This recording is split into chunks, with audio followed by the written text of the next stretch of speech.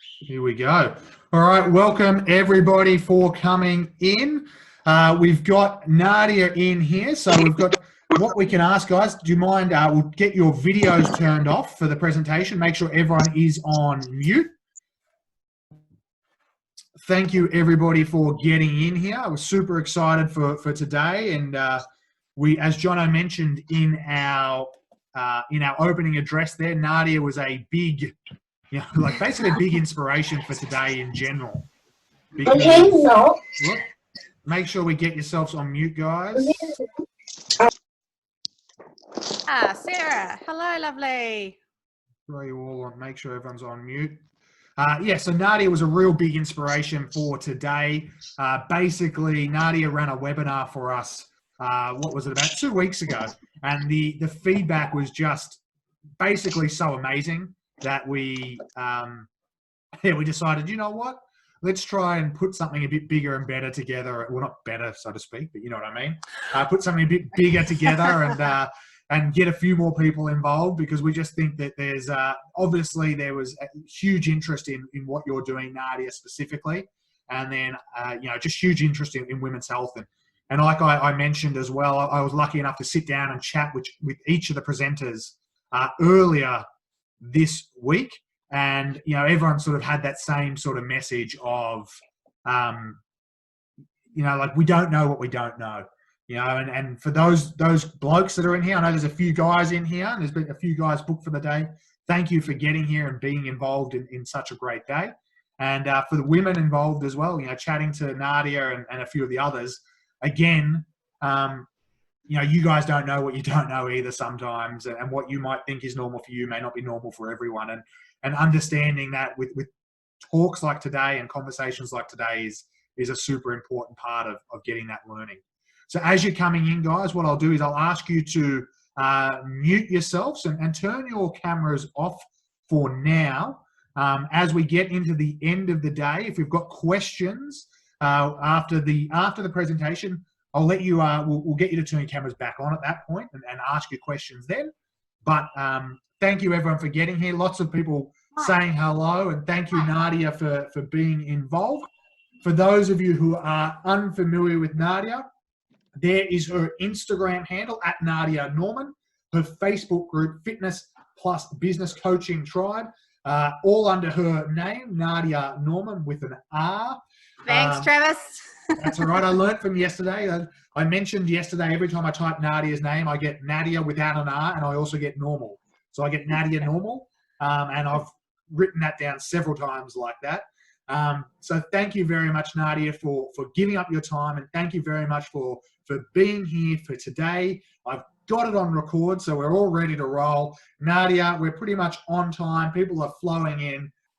Thank you very much. I'll pass it over to you, and thank you again.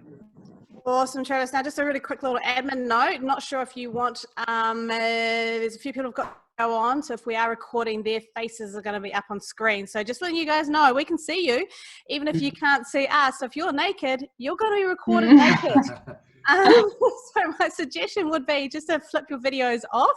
Otherwise, your bright smiley face is going to be all over this video in the recording. So you've been warned. Travis will stay on top of that as we go through, I think, anyways. Whoop. You are okay, because it looks like I've been muted. Sorry, that was when I muted everybody, and that included you apparently. I apologize. So hopefully now you guys can all hear me okay, you can see me okay, and your videos are off, so you're not going to have yourself sprawled all over this recording. Okay, there's some great familiar names on here. So good to see you guys. Leni, hello. Christine, Danielle, Sarah, I know you are coming in all the way over from Mountain Time in the middle of the USA. So who knows what time it is for you. So thank you for being here. Hello, my friend Maria. Oh my gosh, it's so good to see everybody. As you're coming on, just say hi to me. And if you haven't done so already, head across, take a screenshot of what we're doing today and head across to Instagram and say hi and post a screenshot of this and talk about how you are doing some learning today. Alina, hello. Louise, beautiful for you to be joining us. Hope, what a beautiful name. Loretta, amazing. Okay. Just to let you know, I've also had a coffee, like a real coffee, which at 36 weeks pregnant is probably not an ideal thing to do. So I'm on fast forward, team. If I'm going too fast for you, please just come into the chat box and tell me, and I will slow down. If you want to take a screenshot, Christine, of your actual Mac screen, you need to go Command-Shift-4 and then highlight the screen. Otherwise, just do it through your phone. Alrighty, so team, I want to get into it now. I'm going to minimize the chat box. Hey, Isabella. Hey, Gina. And we're going to get straight into today's topic. So let me just minimize my video a little bit so it's not so huge. I'm over here. Okay, perfect. So if you guys kind of watched my last webinar, you know that we went quite holistic. I talked about 3 different pillars of understanding female health and performance. And under those 3 pillars are pillar 1, which is female physiology, understanding the inner workings of female physiology and how that impacts training and health and overall well-being. And we also covered off on the 2nd pillar, which is all about understanding physiological load. In other words, how is it that her lifestyle choices impact her ability or her inability to get results, but also how her lifestyle choices have a huge impact on the way that she feels and the way that she functions.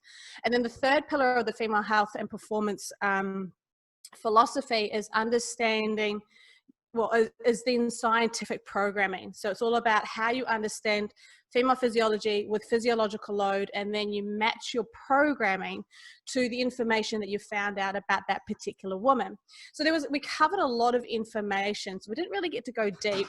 So today I want to go deep into this one specific, and this would fall under the category or the pillar of female physiology. And we're talking about the menstrual cycle today.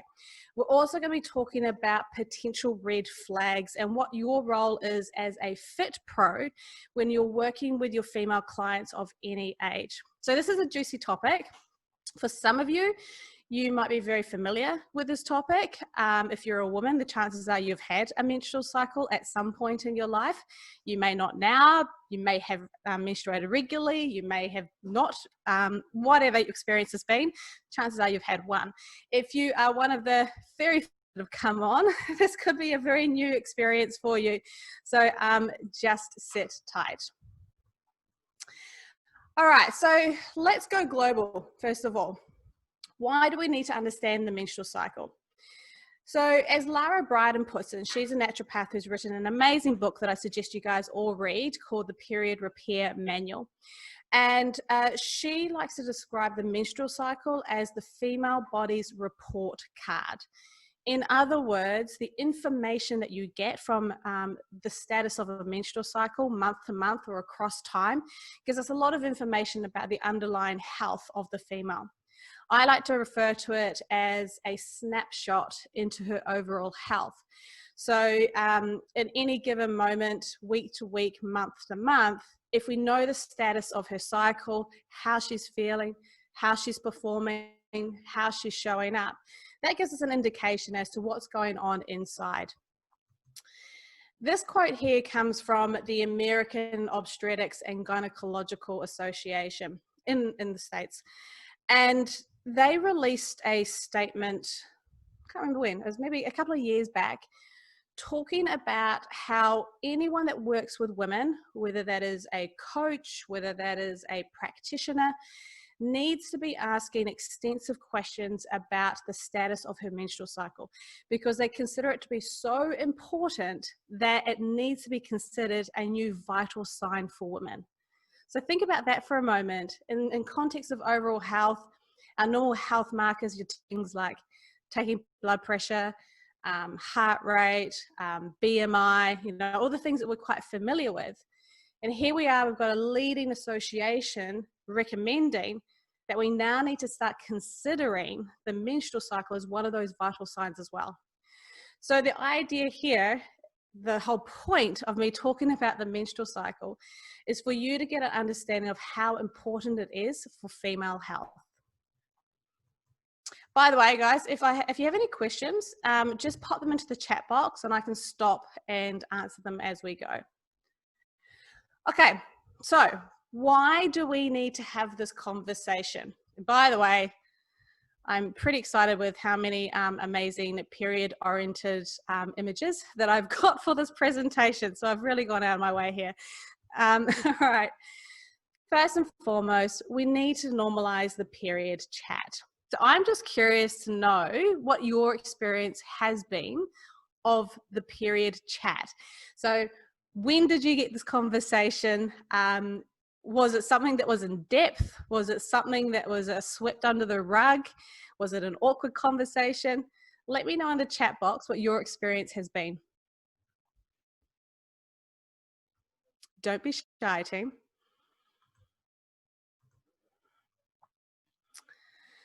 Zero chat, never had one. Anatomy box came out, Natasha. Oh, she even had a pop-up one on the uterus. That's pretty advanced. That's cool. Can't remember having it. Never had one. Super young, but it was brief. Scared to ask, absolutely. So no conversation. Very brief. Okay, cool. Hopes I always talk about that, which is fantastic, and I want that to happen. Okay, so the majority of you, and this is very familiar and common, sorry, when I ask a lot of my clients about this conversation as well. The conversation initially is always one that was kind of brief, not overly in depth. If we were talked about the period, or we had the period chat, it was probably wrapped up in words or language such as, it's a punish, it's annoying, you're going to dread it, it's painful. So there wasn't a lot of positivity probably attached to the getting of the menstrual cycle, right? Yeah, when you think about a lot of ancient cultures around the world, the menstrual cycle, the start of that marks that transition from girlhood into womanhood, and it's often celebrated, and cultures will go into these big, massive, like almost moon parties for women. And for the majority of us in the Western world, we don't get that. So we don't get to go through that that passage of transitioning from girlhood into womanhood. And we're left ignorant. We're left not knowing about it. And so the conversation that is not had as we get older, is oftentimes wrapped up in that awkwardness. And so if you have had that great experience, fantastic. But for a lot of us fit pros, when we're talking to our clients, we have to be sensitive to the fact that a lot of women haven't had that conversation, and it can come across as very awkward. So the whole point of this is like, let's normalize this. Let's make it okay to talk about periods. Let's create safe spaces in the context of our trainer-client relationships where our clients can express how they are feeling, and share with us what experiences they are having throughout their cycle.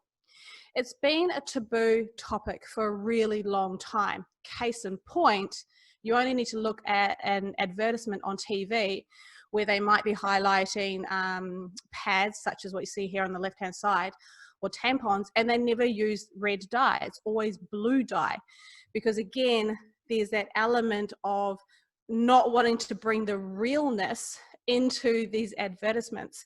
And that's something that needs to change. We don't bleed blue, we bleed red. And so we have to kind of be the people who can help open this conversation and normalize it so that people don't walk around thinking that we have blue periods. And it's still somewhat sensitive to discuss. In the last few years, it is changing, which is fantastic. More and more clients are also open and accepting to the conversation that you'll be having with them. Just something to consider though, there are still big cultural and religious considerations that are needed. So for example, when I present this topic over in Asia, and a couple ago I presented in Thailand, Singapore, and Taiwan, all in the space of 8 weeks. And each of those little cultures had their own philosophies and thoughts around the menstrual cycle. So I had to kind of really tweak and tailor what I was teaching to make it appropriate to that culture. So if you're working with an Asian population, there's going to be specific thoughts and feelings around it. To give you another example, in Asia, Southeast Asia, like a lot of them don't use tampons, they use pads. And so that would have, knowing that information, had implications on how I was teaching the Fit Pros to train their clients, knowing full well that when you're wearing sanitary pads, that's a different feel to if you're wearing a tampon or if you're wearing a cup. So I just want to be very considerate of. Any Fit Pro or professional who works with women needs to feel confident having this conversation. One of the things I get asked a lot, particularly by male trainers, and this is fair enough, is how do I do this without it coming across as being awkward? And here's what I say. This conversation is only ever going to be awkward if you're awkward about it. So if you familiarize yourself with this whole concept, if you get comfortable talking about this concept, it should be no different having these conversations or asking female specific questions in your PARQ than asking them questions about dieting history or injury history or anything that falls within your PARQ screening form. So again, get into the habit of being okay with asking these types of questions. John says, I told my clients I was doing the summit. My 40 to 50-year-old women are really keen to talk to you today. High five. That's awesome. And you know what, John, you're probably going to be opening up a floodgate where a lot of your clients are going to want to talk to you more about this now. Alini, can you give a couple of examples of cultures that would not be appropriate to have the period chat? I wouldn't say that as a general, because it all comes down to the person, right? It just depends on how you set the conversation up. So you might be working with somebody who's, for whatever religious reasons, has a funny attitude towards menstrual cycles. You could say something like, I'm about to ask you some pretty invasive questions around your menstrual cycle. I need to know this information because it's going to help me to tailor the right exercise program for you. However, if you're not comfortable, then by all means, you don't have to answer these questions. Are you okay with me to ask? And then you just let them guide the conversation. I always set or pre-frame the period chat with something like that. Leave it up to them to make the decision. Good question, Eleni. We cannot afford to ignore this crucial part of a woman's biology. It sits at the base of her health. And if we keep claiming ignorance or keep saying, oh, we don't need to know this because this is not important for us as Fit Pros, we are not serving our female clients at their highest. And in fact, we can go a long way to accidentally harming them or keeping them from reaching their full potential. Something else to consider here is now that fertility is getting pushed off into the later years and women are having children in their later years, and women in general are having less children than in, let's say, our grandparents' days, women are having more and more periods in their lifetime. So it is not unusual for women to have anywhere between 300 to 400 periods in her life cycle, up until that point where she goes through menopause. Now that's quite full on. So for every single cycle that she has, she's got to go through this physiological process. And this is why we need to understand it, because there's lots of opportunity for it to go wrong possibly. One of our big, I think, focal points as Fit Pros is to always help our clients increase their health literacy. In other words, we want to empower our clients to understand their bodies fully. It's all about autonomy. So the more that somebody becomes the expert in themselves, the easier it is for us as trainers to do our job well, right? So by you understanding this information, by you getting a grasp on how this works, how this relates to her health and performance, you now get to pass it on to her. And my hope is that woman by woman, the more we spread this information and education, women are going to be much more empowered to make better lifestyle decisions for themselves.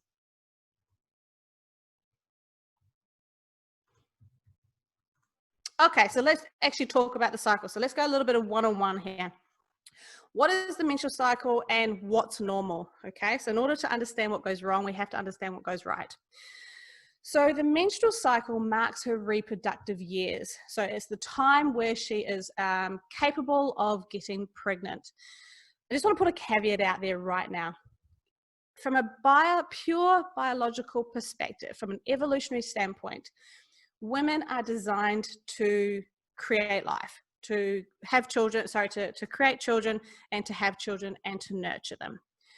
Whether a woman chooses to or not, whether she can or she can't, whether she does or she does not, it doesn't matter. That's irrelevant. These are all different choices or possibilities. But I just want you to keep thinking from a biological standpoint, what is happening here? Because our brains, the hypothalamus, is always going to do everything in its power to make sure our menstrual cycle is taken care of. That's why we talk about it being at the root of our overall health and well-being. So a cycle is actually anything that lasts between 21 through to 35 days. But you all probably know 28 days as the most convenient number, right? Hands up, put a yes in the chat box if that's what you've heard all the time. So 28 days is the norm. Yes, yes, yes, yes, yes. 100%. All right, so here's the reality. 28 days is a common number. It's a convenient number because it fits into a 4-week period. So when they were thinking about contraceptive pills, it was just easier to create something around a calendar month. But somebody's norm can be up to 35 days, or it could be as little as 21 days. So the norm is 28 plus or minus 7. What is important to understand is to work out what is her normal. So, for example, my normal pre-baby was around 32 through to 34 days. So I had a longer cycle. Now, there was absolutely nothing wrong with that because that was normal to me. All right, you might have clients who have a higher or a more frequent period where they might have a 23, 24-day cycle. And if it's always been that way and it's not a new thing for them, then guess what? That is their normal. So we want to understand what an individual's normal is so that if there's any deviation from their normal, that's an instant red flag. Now, this varies immensely between women, right? Every single of us women on here at the moment, we would all have different cycle lengths, all sorts going on. Now, not only is that happening, then that there's also a lot of inter-variation as well. So between women, there's lots of variation. Between us, from cycle to cycle, year to year, we also have some variation as well. So for example, when we're first going through puberty, it is not uncommon to have a haphazard cycle for up to about 10 years from the onset of puberty. That's because the reproductive system is just taking its time to mature, to get used to the change in estrogen levels, to allow for the cells to become more sensitive to the amount of estrogen that's been cranked out. And then as you get older, your menstrual cycle tends to settle into a different pattern. And then as you move into your perimenopausal years, if you're there now, you'll notice that your menstrual cycle might be changing a little bit as well. So it is not uncommon to see those little shifts and those little changes. Sure, there are some women who have a clockwork menstrual cycle, and that's perfect. But again, just know that there's going to be a little bit of variation. Our lifestyle also has an impact on our cycle. So if you are exceptionally stressed, or you're going through periods of unease in your life, maybe you've cranked up the training, maybe you've gone on a little bit of a calorie restriction regime, maybe you've been doing a lot of long haul flights, all of those lifestyle choices can have an impact on the menstrual cycle as well. Some are okay, some are not so good, and that's what we're going to talk about a little bit later on. Now, I mentioned perimenopause before. So menstrual cycle marks our reproductive years. Menopause is the time where our menstrual cycles completely stop. And that's defined by 12 months of no cycle whatsoever. So once a woman has gone through 12 consecutive months without having a cycle, she is considered having done menopause and gone through menopause. And that's the average age for women in Australia and New Zealand is about 51, 52 for that. Now, prior to that point is what we consider the perimenopausal years. And that's when the menstrual cycle is starting to shift a little bit. So we're coming out of those high reproductive years and we're kind of starting to wind down. Now, for some women, this only takes 3 to 4 years, right? They might start going through this in their late 40s. It's easy, it's a breeze, no problem. For some women, that perimenopausal phase can last up to 10 years. So again, by understanding the individual that we're working with and by asking her lots of questions and understanding her cycle, we as trainers can identify where she is on her stage and phase of life, and then can alter our training and nutritional strategies to maximize where she is currently at. Okay, so just want to make sure we're clear that we've got reproductive years, then we shift into perimenopause, and then we go into menopause, and then we have the postmenopausal years where there's no cycle. Can everyone just drop me a yes if you are okay with that? Just let me know if you're okay with that.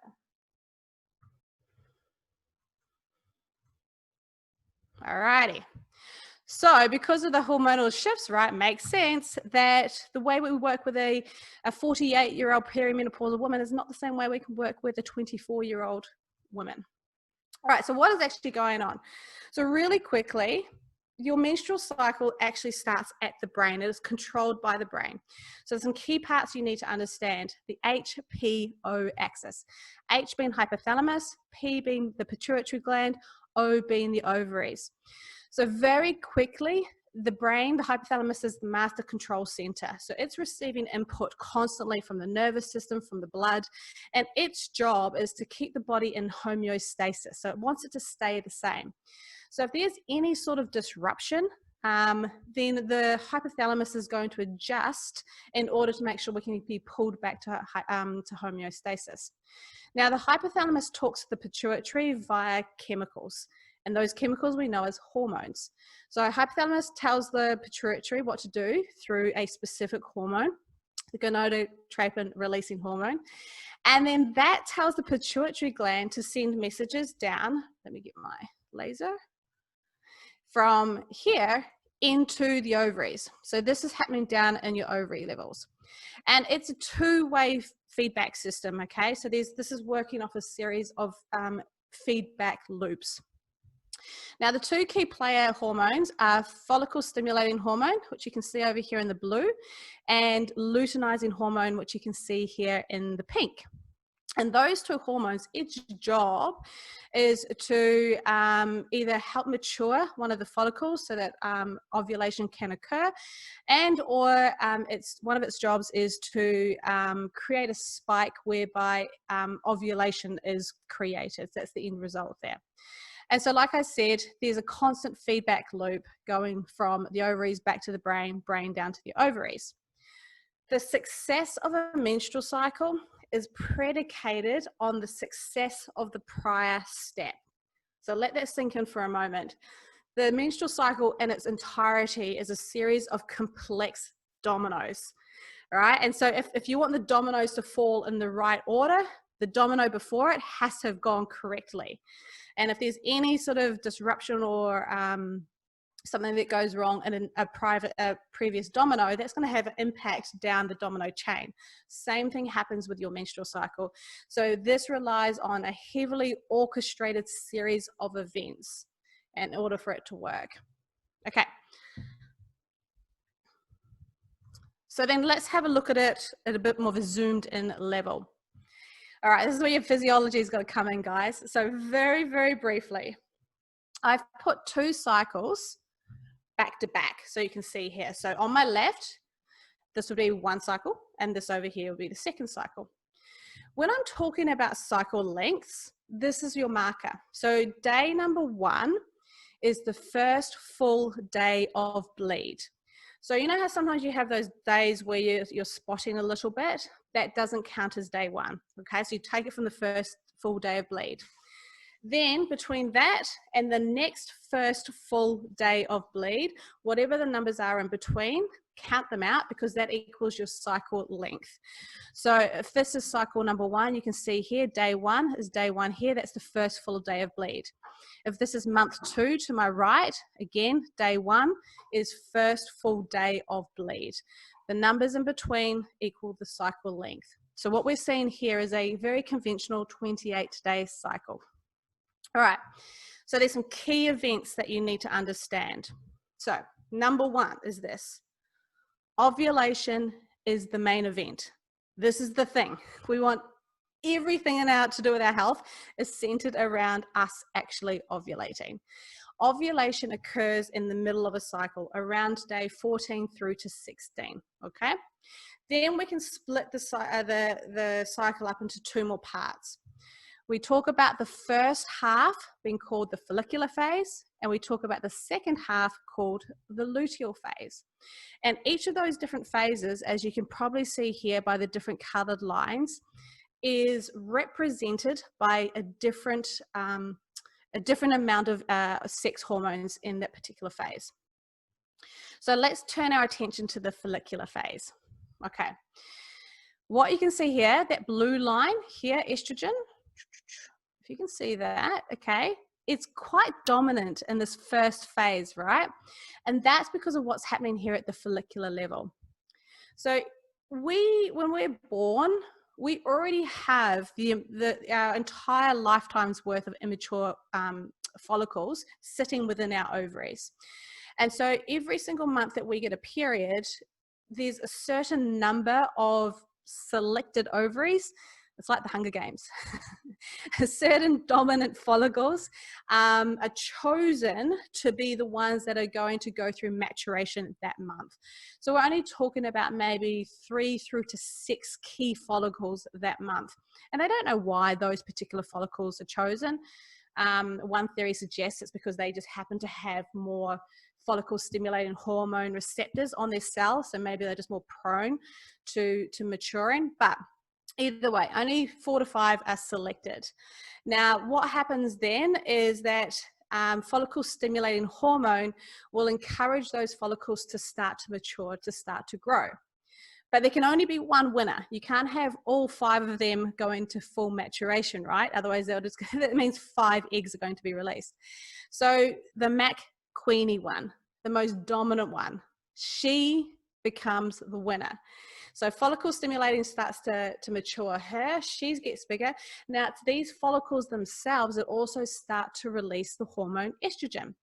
So in the first 7 days from bleeding to about the first week, we're relatively low-ish in estrogen. But as that dominant follicle becomes bigger and she starts to produce more estrogen, you see estrogen starts to spike quite highly. Now, the queen, I don't know why I keep calling her the queen. Maybe I should come up with a better name for her. But anyways, she gets bigger and bigger and bigger, and contained within her is an oocyte, which is going to become an egg. She'll crank out as much estrogen as she can until a certain threshold is reached, at which point the brain goes, hey, there's enough estrogen now. Luteinizing hormone, it's time for you to do your work. So luteinizing hormone is released, and it's that release of luteinizing hormone that causes the rupture of that follicle. And as that follicle ruptures and the egg is released, that is ovulation. And once that has occurred, we now shift into the second phase of our cycle, the luteal phase. Something to also understand that in this first phase, if I just go back, have a look down here. Estrogen and progesterone also have an impact on the uterine level as well. So estrogen doesn't only just grow that follicle, it is also responsible for helping to lay down endometrial lining in the uterus in anticipation of fertilization. So in that first half, think about estrogen as being like, it's going to create the garden bed. So it's going to lay down the soil, it's putting the seeds in, it's starting to grow the grass. And then in the second half of the cycle, progesterone will take over. Okay, now here's something that you guys need to really understand. If you do not ovulate, you do not produce the hormone progesterone. We need ovulation for progesterone creation. It's that simple. So if you don't ovulate, you don't have progesterone, and that's a major health issue.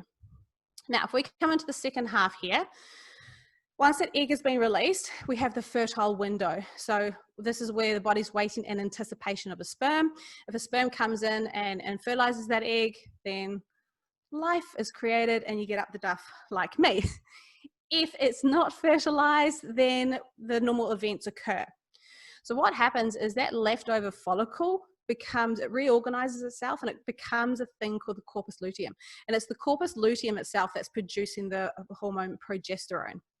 Now, the name progesterone kind of speaks for itself as to what it does. Break it down. Progestation.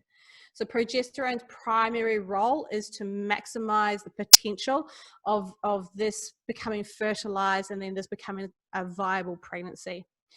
And if you look here, this pink line here is progesterone. So there is a huge surge of that in that second half.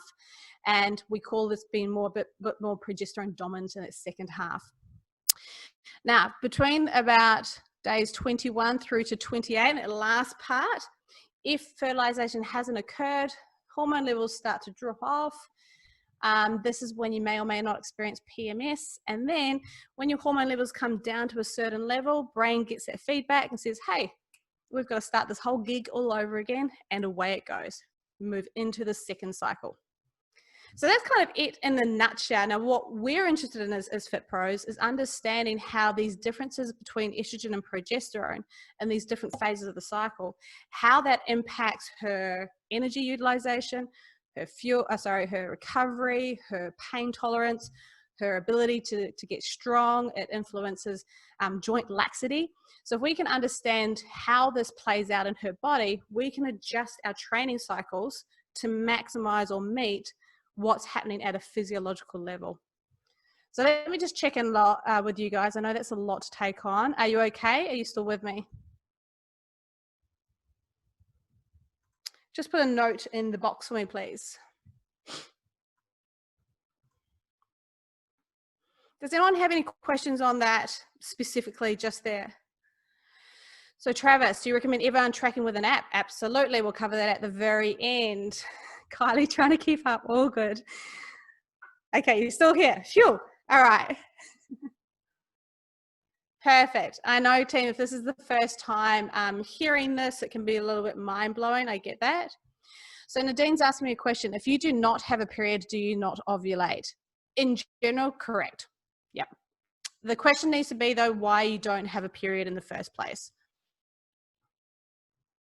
Okay, so you guys are all on the right track. Hopefully you can understand, though, why it's advantageous for us Fit Pros to know these different hormonal trends, because then instead of working against her body or instead of guessworking around what exercise prescription to prescribe, if we understand what phase of training or phase of her cycle she's in, it makes it so much easier for us to give her the right type of prescription. And not only that, the right type of nutritional strategies as well.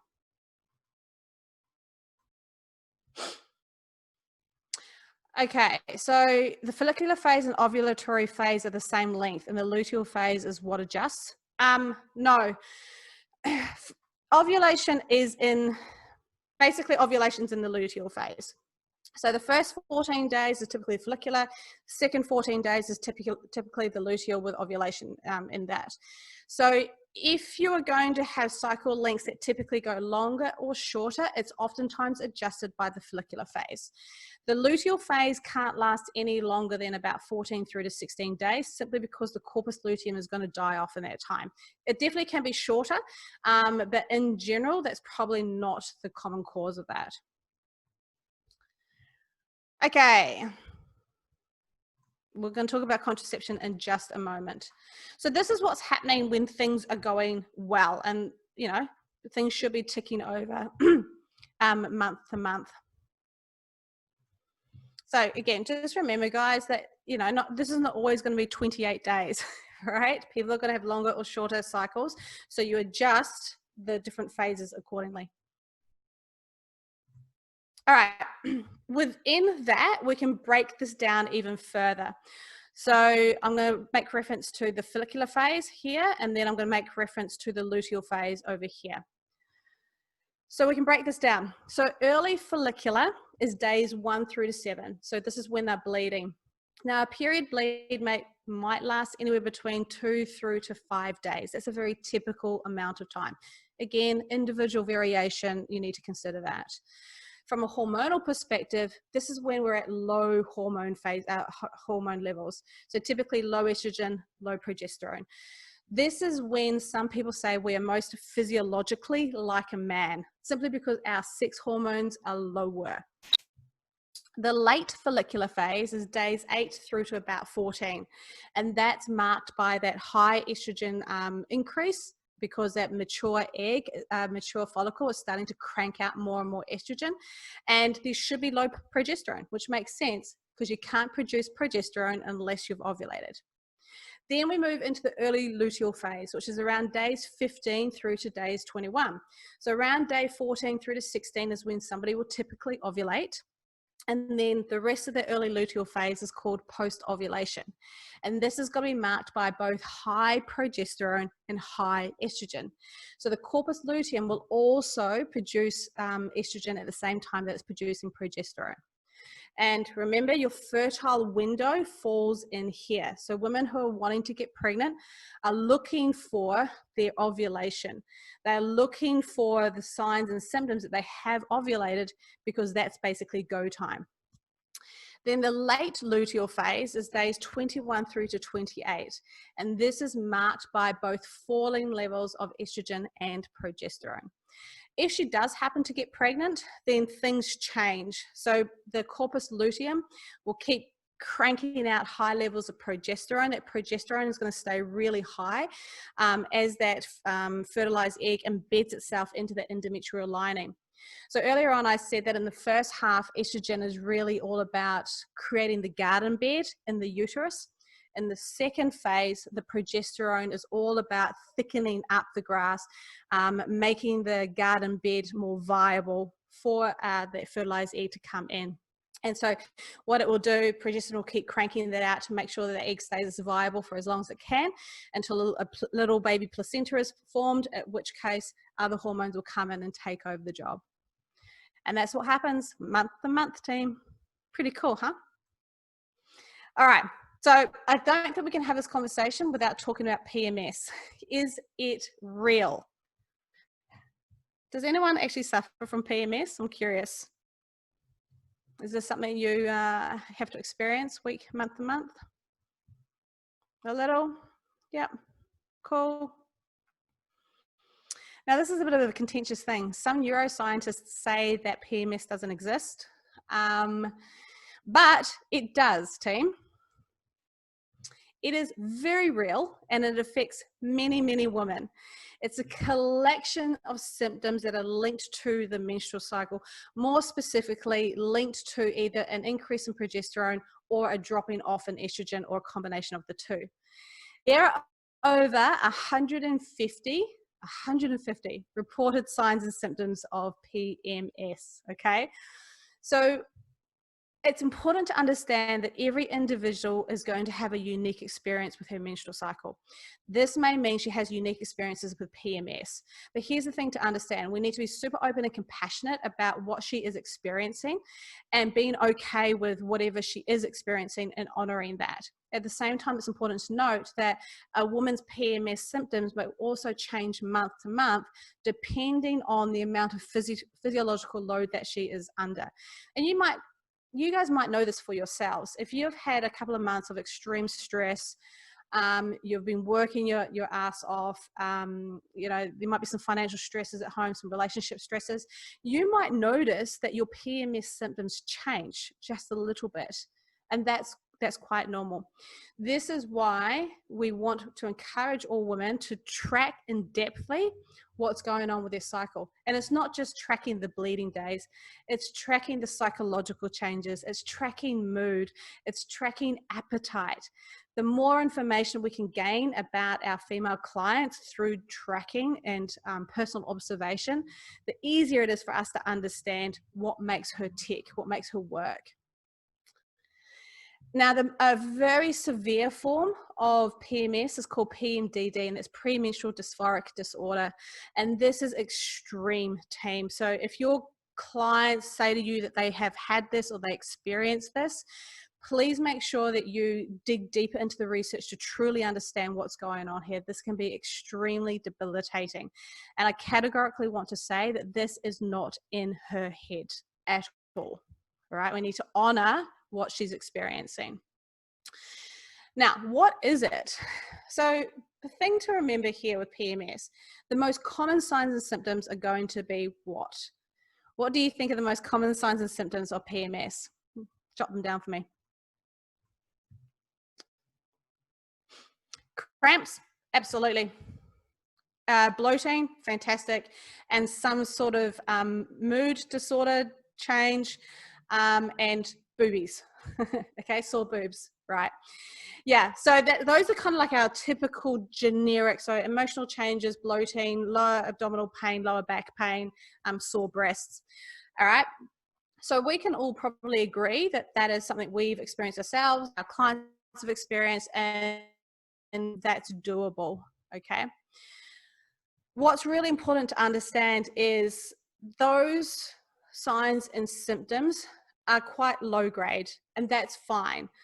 That's a common experience, but just because it's common doesn't mean to say that it's normal. And by that I mean we need to watch out for when those symptoms go to the next level. So it is not normal to experience pain so badly that you have to chew through a packet of Panadol or Nurofen.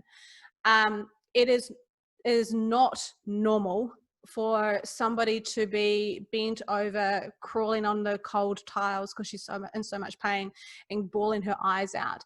It is not normal to have to take days off work because of the amount of pain or bloating or mood changes that she's experiencing. And we just kind of need to figure out where for our individual client it's shifting from the lower norm into, hey, that's abnormal. All right. But here's the thing. Us women are really good at just dealing with it, right? We're really good at just putting up with it and sweeping it under the rug. So please, for yourselves and for your clients, just notice what is within your threshold of normal and what isn't. So those things that we just outlined can all be attributed to an inflammatory response, a local inflammatory response. Remember, there's still not a lot of research that's been done into female health, so we are a little bit on the back foot with trying to truly understand what the mechanisms are behind these signs and symptoms. But at this stage, the most common theory and accepted theory is that it's an inflammatory response. So that's going to play out for us in terms of some nutritional strategies. It's going to help us determine what kind of exercise strategies to give our clients if we know that a local inflammatory response is occurring. Some of this stuff can also be caused by abnormal hormone levels. So cravings, for example, which are very real, and research has shown us that the number one thing that women crave during PMS worldwide is chocolate. It's a real thing, team. So the reason why they think that might happen is because estrogen has a really positive effect on neurotransmitters such as serotonin. So when you take away that estrogen in that back half, our brains want to search out things that make us feel good. So if you know that you crave chocolate or your client craves chocolate, then build that into her strategy, right? In those 7 days leading up to PMS, put this into her macros, put this into her diet to try and mitigate the issue of her craving and ending up binging on something that's not going to be overly great. So again, if we understand the hormones, we can start making some good nutritional and lifestyle strategies. As I said, just because PMS is common doesn't make it normal. We shouldn't have to put up with it. Okay, let's talk birth control. I'll just check in real quick. Travis says your wife is always with the carbs. Pasta is the big go-to. Yep, comfort food is really important. Again, we're chasing that serotonin high in that back end. All right. I just want to talk briefly about birth control. It's not our place to make recommendations. It's outside our scope of practice to be making recommendations. But at least if you have understanding of this, you know what's happening to her in her physiology. Please note that it's her personal choice. Like I said, we are not here to judge what somebody chooses to do for her body. And they may be taking birth control for reasons other than actual birth control. Now, there's 5 main types. So there's the hormonal birth control, the intrauterine, which is kind of like just a physical type of control. There's a barrier control, such as a condom. There's natural, and there's the emergency contraceptive. So natural being like withdrawal methods, planning your sex outside of the fertility windows, which is called fertility awareness, or FAM. But these are the different types of birth controls that exist. And I don't know if you can see this image here very clearly on the right, but from most effective to least effective, the most effective ones are implants and IUD, so the hormonal ones at the top end. The least effective types of birth control are going to be withdrawal, family, fertility awareness planning, and things like that. What we're mostly concerned with in the context of us as Fit Pros is understanding the hormonal ones. There are multiple different types of contraception that women can go on, and they contain multiple different types and dosages. So we can't just go, oh yeah, she's on the contraceptive pill, this is what's happening. We don't know until you know exactly what type that she's on. The hormonal ones, and this is what you just only need to understand, the hormonal ones impact the endocrine system directly. So they are the ones that can have an influence on her cycle. Most of them work by preventing ovulation. So they just kind of shut down ovulation. The mini pill, which contains progestin, and that's a typo there. I shouldn't have said progesterone. So it's not progesterone. The mini pill is progestin only. So progestin is a synthetic version of the hormone progesterone. All right, so just make sure you're not going to get confused by those two things. So the mini pill prevents the sperm from getting near the egg, and it thins the endometrial lining. So it's very possible that women who are on the mini pill or on progestin only birth controls can still have ovulation. So of the two, that's probably going to be less invasive for them.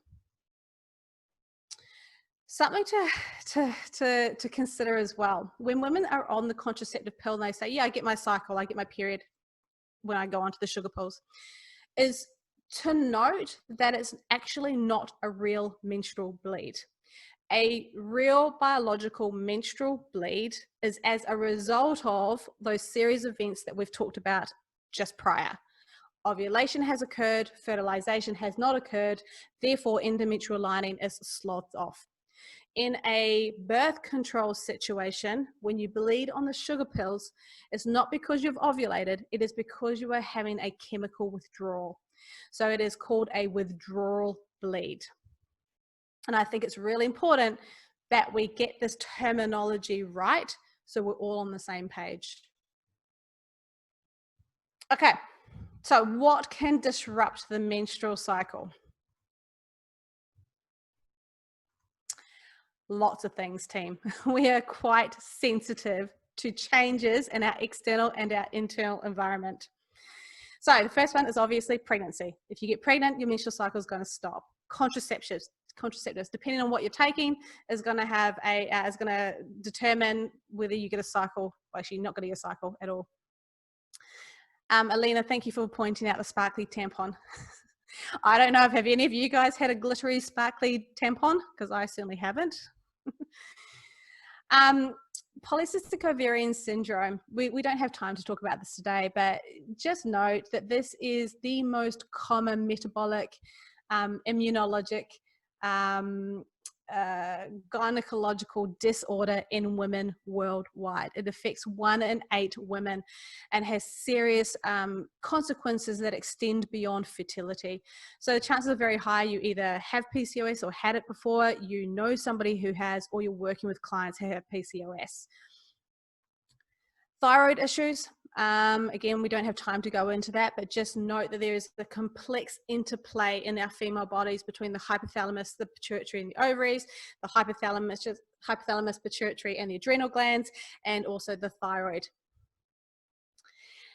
Low energy availability. We're going to zoom in on this in a minute. But low energy availability is where somebody's doing too much exercise, or they're restricting their calories extensively, or they're doing the combination of the two. On the flip side, obesity can also disrupt the menstrual cycle. Stress can disrupt the menstrual cycle. And remember, stress is accumulated in our bodies, and we all have individual thresholds of stress tolerance. And the thing is with stress is the most underrated and under-considered element when it comes to menstrual cycle dysfunction. So when we are talking about female health, we cannot have this conversation without discussing stress management and sleep. So there's really three key pillars here for women's health. It's menstrual cycle health, sleep, and stress management. Flying long haul, you might have noticed if you've done lots of flights back to back, crossing all those international date lines, that your menstrual cycle might be disrupted. And that's typically because it falls under the stress category. So our circadian rhythms are also inextricably linked to our health as well. So once that gets disrupted, that's going to have a cascade effect. Perimenopause. So as you go through perimenopause, like I said, cycles can shift, they can change, they get longer, shorter, heavier, lighter, become more frequent, less frequent. And we would only know that by looking at the age and also looking at other signs and symptoms that she's experiencing. And then there's also certain medications, cancers, and other health issues such as endometriosis, uterine fibroids, other bits and pieces that can disrupt the menstrual cycle.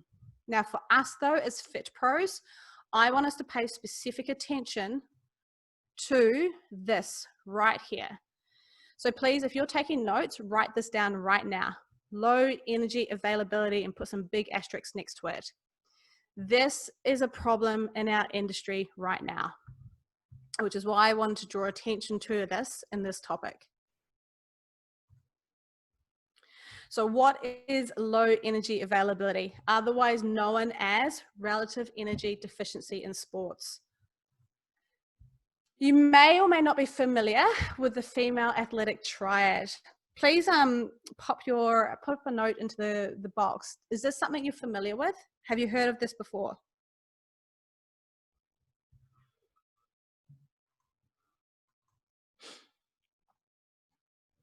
No, well, there's a lot of no's. Okay. All right, hang on to your hat. Alini, yes, I know you know this. Ooh, okay, great. Let's talk about this then, because this is huge. This is integral to female health. I'll tie all this together for you. Okay. The female athletic triad was a model that was quite popular back in the early 1990s. And it came about with researchers observing that in aesthetic-based sports or weight-sensitive sports, particularly in female sports, that a relationship existed between menstrual cycle function, attitudes towards eating, and bone health. And those three key things fit very nicely together. So they noticed that in some women who fell prey to the low body fat or had to be super light and who were restricting their calories and so forth, they would experience a variety of signs and symptoms. So if you look at the bottom end of the spectrum here, there was a relationship that existed between low energy availability with or without an eating disorder. So they were not consuming enough calories to meet the demands of their training. And as a result of that, they were experiencing or showing dysfunction in their cycles, particularly functional hypothalamic amenorrhea, which is a complete cessation of the menstrual cycle. They also noticed that a strong relationship then existed with bone health. So women in those weight-sensitive sports, if they weren't eating enough food, they would experience dysfunctional menstrual cycles, complete cessation at some point, which doesn't only just have a long-term fertility consequence, it has a very real consequence on their bone health. And so those women were at higher risk for osteoporosis, which is that disease thinning of the bones. They weren't presenting with full-blown osteoporosis at that point, but they were presenting with things such as osteopenia, which is just prior to osteoporosis. So there was a lot of stress fractures, a lot of recurring broken bones. And that's what they coined the female athletic triad. Now, it takes a long time for somebody to get to that point. So at the opposite end of the health spectrum is this green end up here. So if you have optimal energy availability, you're eating enough to meet the demands of your training and just life, then you should see a very healthy cycle and your bone health will be really nice, okay? You'll have high bone mineral density. So this is at the healthy end of the spectrum. This is at the diseased end of the spectrum. The problem lies in the fact that it can take months or years to slide between these two ends. And a lot of athletes, but this is not just exclusive to athletes, this is also happening in our gym space, this is happening with our female clients, is that there's this subclinical space. So they might be reducing their energy availability without dieting, without having disordered eating or eating disorders, which may then start to create some small shifts in their menstrual cycle without it getting to the full-blown cessation stage, and they start to experience low bone mineral density and more issues with injuries and niggles. And this subclinical space here is what I think is really alarming in our fitness industry at the moment. Now, that was only used to describe what was happening to female athletes, and we know that this is not just exclusive to females, this stuff also happens in men. So as a result, the International Olympic Committee in 2014 rejigged the model, and they created a much bigger model that supersedes the female athletic triad, and that is now what's called relative energy deficiency in sports, REDS. So if you dig into this, this is the most up-to-date model. So basically, what is REDS? REDS is a health condition that arises from low energy availability, and this happens to all ages, all sexes, although it's more predominant in women. This is where the person either intentionally or unintentionally does not need to eat enough food to support basic body processes, growth, and activities of daily living on top of their physical activity. So in the fitness industry, we talk a lot about calorie deficits, not eating enough calories. We need to go beyond that, because it's not just about calories in, calories out. If you're chasing a body composition transformation, where women want to get lean, yes, we have to talk about a calorie deficit. But there's appropriate calorie deficits that stay within the healthy range, and then there's extreme calorie deficits that push women into REDS or into this low energy availability space. And that's why we have to be very mindful and understanding of how much energy an individual requires in order to make sure that if we are going to go down that path, we're keeping them healthy and we're keeping them safe. Like I said, it's common in weight sensitive or aesthetically focused sports, but it's playing out in our gyms. It is not uncommon to see women jumping on these massive dieting shreds, these 12-week challenges where it's all about maximizing energy output and minimizing energy input. And you don't have to be doing a lot of exercise or doing some big calorie cuts to suffer from low energy availability. In fact, moderately active women who simply just don't eat enough to meet the demands of their training will start falling into this REDS category. And that is not ideal. This is not a common thing, by the way. A lot of people don't know about this, so you're on the cutting edge right now. A lot of physios don't understand this. A lot of coaches don't understand this. Most women don't understand the need or the, what's the word? Baby brain. They don't understand why they need to be eating more to support their training. I'm just going to check in with some of these things. Okay, so is it avoidable for these high-end athletes? Yes. So this is the thing. A good coach, a great nutritionist, when they have an understanding of female physiology, can work around this. Like, you can still have women competing at extremely high levels who may be extremely lean in comparison to general pop, but they have enough energy availability that's going to help them meet the demands of their training. No athlete is going to want to have their performance impacted, right? But they unintentionally do. And it's the same thing with our general population clients. They need to understand that if they want to get the results that they desire, whether that's to get lean or to get strong or to get fit, it requires energy to be able to do that. We can't dig into REDS deeply. This is a huge topic in itself. But the reason I bring it up is because this is one of the #1 causes of menstrual cycle dysfunction in general population and in what we're working with. It's also that menstrual cycle dysfunction is a pretty obvious red flag for low energy availability for women. Sarah, is there a test that you can run to see if a client has REDS? No, there is no set diagnostic test right now. It's more a case of understanding the collection of signs and symptoms that your female client might be displaying.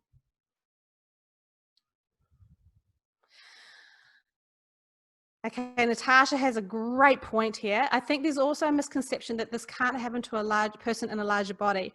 And as I said, it's about energy meeting demands of training, not what you look like. I've trained women in larger bodies who aren't meeting the energy requirements, and then they have period issues.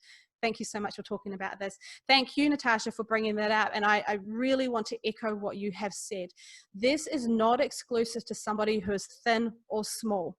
This can occur in overweight and obese people, just as, and Alini can testify to this, eating disorders and disordered eating can also occur in larger bodies. So the take-home point with this, it's about energy availability that's relative to that person's body composition or fat-free mass and the amount of energy that they are expending. Okay. Oh, I love this topic. I can keep going on and on about it, but time is of the essence. Just know that this is going to impact a variety of bodily systems. So in the female athletic triad, we only talked about the 3 key pieces here: bone health, menstrual cycle dysfunction or function, and disordered eating, so psychology. When we dig into REDS, you'll see how much bigger it really is.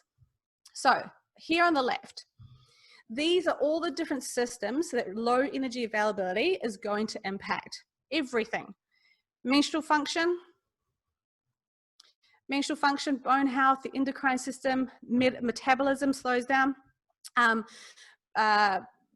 blood issues. We have iron deficiencies as a result, therefore we can't carry oxygen, and women already have a lower oxygen carrying capacity than men anyway, so that makes it a little bit more difficult for us. It's going to impact our growth and our development. There's going to be some huge psychological impacts from low energy availability. And when I say low energy availability too, I'm not talking about going to full-blown eating disorder status yet. Not at all. There's this spectrum through here. This is going to have a dire effect on our cardiovascular health, our gastrointestinal tract, and our immune health. So not eating enough is not just about impacting menstrual cycle. It impacts every single part of our system. And not everyone is going to present with all of these things. Different bodies will be more prone to different systems breakdown than others. And that's the tricky part. Okay, so let's add the second part to this. So here are some common dysfunctions: increased injury risk, decreased training response, impaired judgment, decreased coordination, decreased concentration, irritability, depression, lacking in glycogen stores, so you can't use that, decreased muscle strength, decreased endurance performance, or performance in general. Now just take a look at those outcomes. How common is it in a lot of our female clients who have gone on some sort of strict eating regime or strict training regime to present with different signs and symptoms like that? And here's the thing, we often mistakenly look at this and go, oh, these are overtraining impacts. This is overtraining occurring. No, let's get this really clear. It is not a case of overtraining. This is a classic case of under-recovering, where the recovery piece is the food piece. This is a classic example of not fueling your body with enough nutrients to meet the demands of bodily processes and training. Is everyone with me on this? You guys understand I'm doing this very quickly, but hopefully you can see the relationship here between energy availability and how this impacts our entire body.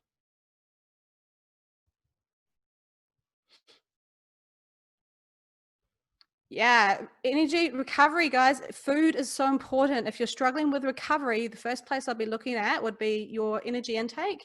Then I'd be looking at the type of physical recovery that you're doing. Yeah. And guys, remember, I'm doing all of this lip service, okay? So there's lots of things that I can't dive into. I just want to give you a really big global approach to this. Let's not get into the rabbit hole of talking about anorexia, because I'm going to pass it across to Alini. That's her jam, so she can talk about that in a different situation. But I want to keep pulling this back to the context of menstrual cycle health, because your menstrual cycle is probably going to be one of those things that shows up as the first sign or symptom of what's going on here. Although not always the case, but very commonly, yes. Okay, good. All right, you guys are all with me. Perfect. This is worth taking a screenshot of, guys, and just noting this. If your body cannot maintain basic health, it cannot adapt to and recover from training and or reach optimal performance levels. It's that simple. You need enough energy to be able to live and train. All right, let's bring it home. So what are some red flags that you as the Fit Pro need to know about? Anything that's a change from her normal. So you've done all the tracking, you're having conversations every single day that she comes in to train with you, or if you're running group sessions, you might just be having a global conversation with all the women in your group. And if somebody notices that there's a change from their norm, just mark it red flag. Bleeding that lasts for longer than 7 days. So again, this is outside their norm. So if this is occurring, red flag. If their periods are starting to get really long and they're starting to tip over that 35-day mark, red flag it. And on the same vein, if their periods are starting to get shorter and shorter and shorter and shorter, you need to red flag that as well. If their bleeding has changed so that now they're doing a lot of heavy bleeding, for example, a heavy bleed would be you have to change a super tampon every hour or 2 hours, or you're going through a pad in that same vein, or you're having to empty your menstrual cup a lot quicker or more frequently than normal, then that would be considered heavy bleeding. So red flag. There's a severe pain above and beyond their normal. A question to ask around that would be like, how many painkillers, what type of painkillers do you need to take in order to mitigate that pain? If their periods have gone from being somewhat normal to all of a sudden being really light, then that's a red flag. If there is a complete cessation of their cycle and they're not pregnant and there's no other underlying health issue, massive red flag. And for us as Fit Pros, that's the thing that we're really looking at here, because that could be hypothalamic amenorrheic, functional hypothalamic amenorrhea, as we've just been talking about. For example, you have to put it into the context of the woman too, though, right? So if you've got women who are getting on stage to compete and they're getting down to ridiculously low levels of body fat, in some circumstances, that's going to be a consequence of being that lean in body fat. And they might be able to get their periods back within, a couple of months afterwards. So that's something to take into consideration, because as a professional, they know the risks. They're probably a little bit more willing to push their bodies to those extreme levels. If you're dealing with an everyday woman who's just on this 12-week bandwagon because she wants to get ripped and she's done a complete calorie cut, then that's not an ideal situation, right? So you've got to put this into the context of the woman that you're working with. If there's lots and lots of spotting that's now occurring between her cycles, that's an issue as well. So what does all this mean? You just take this data, she has this conversation with you, you note it down, and what you're going to suggest is to refer out. You're going to ask her to get some testing done or to investigate this further. So what's your role here? Your role, actually, let me just take a step back. I'll share a really quick story with you. I was doing this webinar. I was doing a presentation to a whole group of women over in Perth, and they were wives of FIFO workers, fly in, fly out, and miners. So tough women. And I was talking about all this stuff. I was saying, hey, here are some red flags for you to consider. This is not your norm. And one woman came up to me afterwards and she's like, look, I am getting the most hideous PMS type symptoms. Like, I am flawed. I'm having to take time off work. I can't cope. What do you think? And I was like, is this normal for you? She's like, no, this has only been happening in the last 6 months. It's getting worse and worse and worse. And I was like, look, you need to go see a doctor. You need to go get this checked out. She's like, I just don't have the time. And she was somebody who had a really high pain threshold, so she could tolerate a lot of pain. I'm like, this is not normal, right? It's changed. Can you please go seek help? And she's like, yeah. So then a few months later, I get a call, and it was from the person who helped organize this presentation. And she gave me an update on this woman. This woman had gone to go to the GP. She went, they did some tests, and as they found out, she had this early onset of ovarian cancer. Now, that is a hugely extreme story, an example for you, but I think that it shows the power of understanding what is right, therefore, in order to understand what is wrong. So we are in a great position to be able to tell our clients to go get help, right?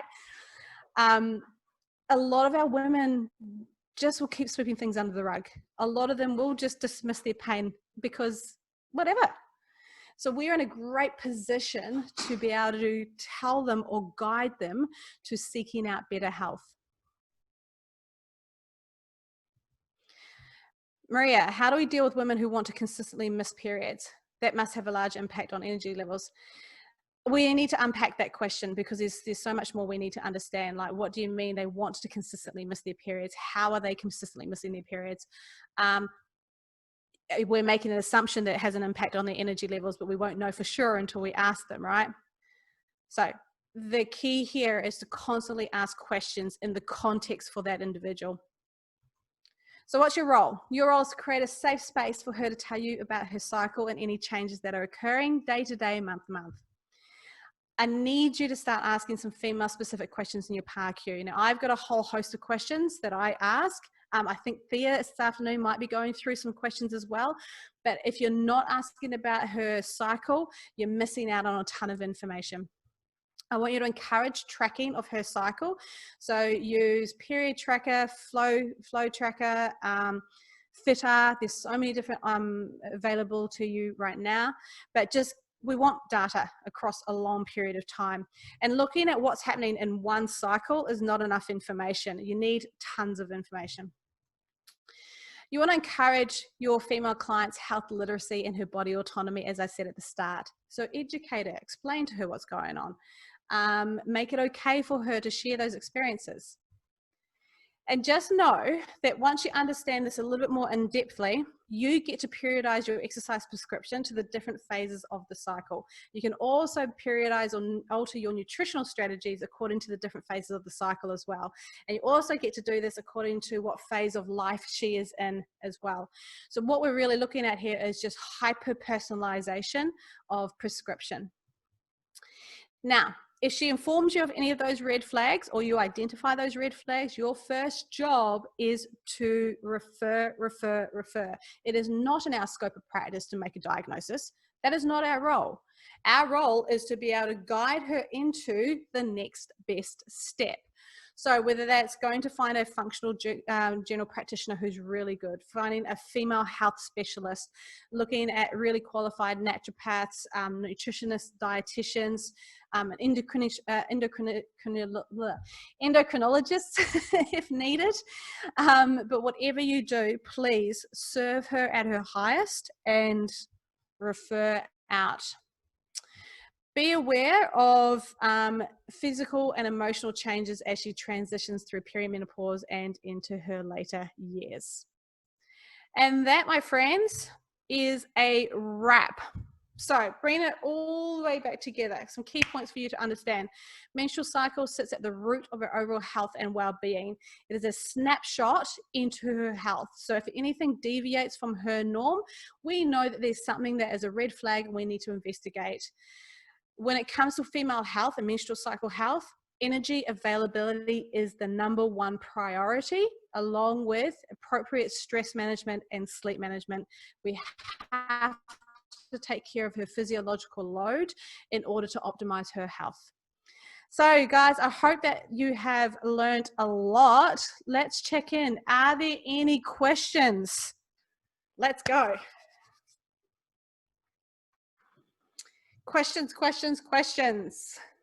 There is so much to learn. You know what? And the fact is that you guys are here and you've heard this information. Now I want you to go away and keep repeating this information and really diving into it and mastering all these little bits and pieces.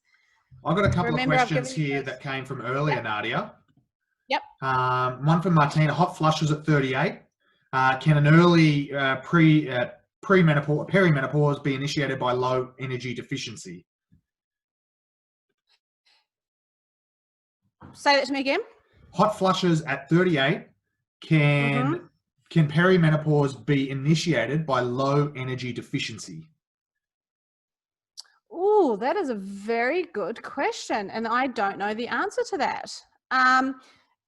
If you're having hot flushes and you do think that that's a perimenopausal, you do think that's a perimenopausal sign, I would be going straight out to a allied health professional and investigating that further, because entering into that at 38 is extremely young.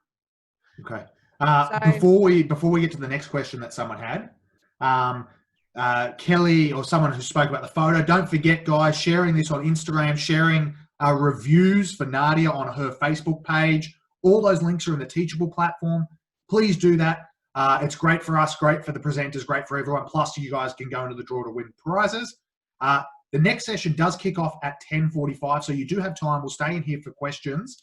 The link is in the chat there for the next session at 10:45, but we'll be able to stick around here up until that point anyway. But the next question I had from Courtney, are training considerations the same if women are in exogenous birth control? Is that right? Exogenous? Can you write that word down for me? Or yeah, I'll put it in the chat. Just copy and paste that question there. Are in exogenous birth control. What do you mean by exogenous birth control? That came from Courtney. Yeah, so Courtney, So I'm guessing ones with hormones. Oh, okay. So, right. So, okay. So I'm just trying to clarify this question so I can answer it the best way possible. Right. So if somebody's taken the hormonal birth control and therefore they're not ovulating, they don't have your natural cycle. So from a training response perspective, they lose the edge or the advantage that women who aren't on contraceptive pills can use. So for example, they don't get the same highs and lows in estrogen and progesterone. And from a training perspective, that's what we're trying to capitalize on for strength gains, recovery, all that sort of stuff. So they don't have that same advantage. So my recommendation is if somebody is on a contraceptive or hormonal contraceptive, is to still cycle, create a period training plan so you can create a false cycle, but just know that they've lost that advantage. And I think there was another question, I think the one about the people missing the periods, that was via using the pill. So I'll just add on to that because this is my own, I know that, women can, use the pill and skip their periods. I'm assuming that's probably unhealthy. Depends on whom you're talking to. If you talk to a conventional GP, they're going to say it's fine. Women don't need their periods. And I guess in a certain sense, like technically correct because we don't need our period. We don't need the bleed. We actually need the ovulation. But I'm just splitting hairs on that. You talk to a naturopath and they're going to say, absolutely, we need to have our cycles because that body's natural response. So I think when it comes to contraceptive, you need to think about the context of the woman.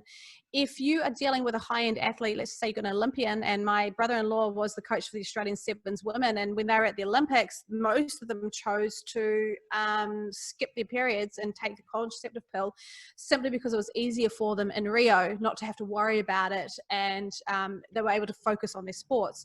So, a lot of athletes are going to choose to do that, especially if their cycle disrupts their performance.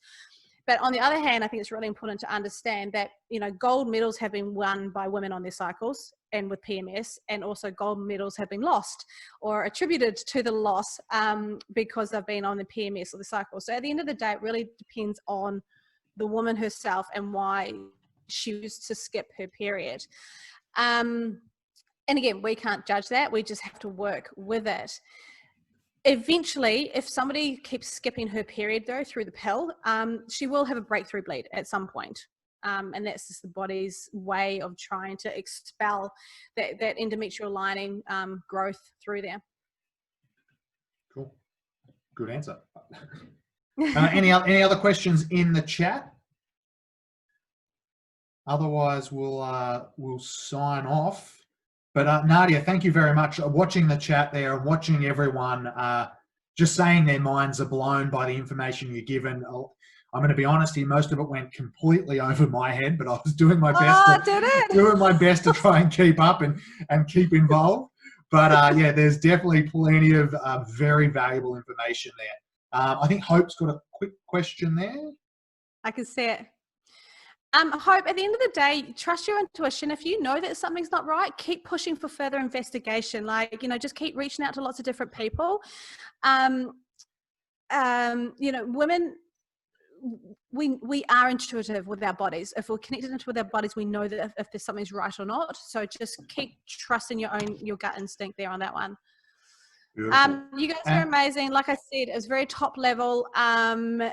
Reach out to me if you've got further questions. That's what I was going to say. For those of you, Nadia runs a full program. She's about to probably go on maternity leave very shortly in the next 10 days or so. You can't quite tell based on the Zoom image here. But yeah, Nadia's about to go on maternity leave very soon. But she does have a full program full of all this stuff. I think is it a multi-day thing, Nadia? I think you're frozen. Someone's frozen. It's a 2-day course dedicated to this. Oh, look at that facial. Yeah, so a 2-day course fully dedicated to all of this. We'll get that information in the Teachable platform when the replay is also up there. Nadia, thank you so much. I know that a lot of people here loved that information. I know, like I mentioned, you were basically inspiration for today, based on the hugely positive reviews we got from your webinar a couple of weeks ago. Thank you again. Best of luck over the next couple of weeks. And then we will see you in the afternoon, though, with our panel discussion. Yeah. Again, everybody, I threw the links in there for the Facebook reviews and for the next session and Instagram and all that sort of stuff. So please do that stuff throughout the day. Nadia, thank you very much. Everyone else, we will see you in the next presentation, which is Jen Dugard, I believe off the top of my head, kicking off in about 7 minutes time. Thank you very much, Nadia. Thank you, everybody. And we'll see you on the rest of the day.